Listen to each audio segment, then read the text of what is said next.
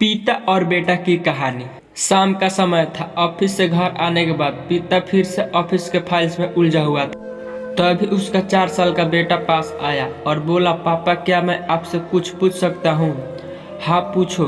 File से नज़र हटाए बगैर पिता ने जवाब दिए, 1 घंटे में कितना कमा लेते हैं?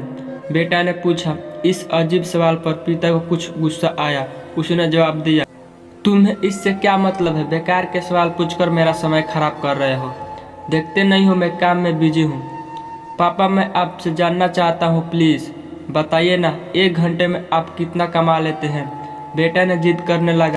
पिता ने जवाब दिया और काम में लग गया।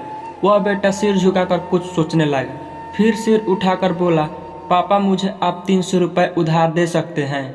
यह सुनता ही पिता का गुस्सा और बढ़ गया और बेटे पर चिल्लाते हुए बोला, अच्छा तो तुम इसीलिए मुझसे मेरी सैलरी पूछते रहते थे?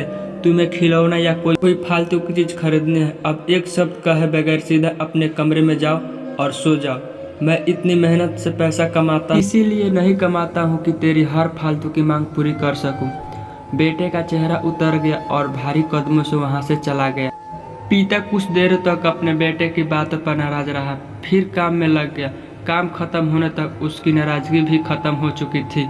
अब उसे अपने प्रति खुद के व्यवहार पर दुखी होने लगा। वो सोचने लगा कि हो सकता है बेटों को सच में किसी ज़रूरी चीज़ के लिए 300 रुपये की ज़रूरत हो। वैसे भी वो हर समय पैसा नहीं मांगता है। वह बेटे के कमरे में गया और देखा बिस्तर पर लेटा हुआ था। उनसे पूछा, सो गया क्या?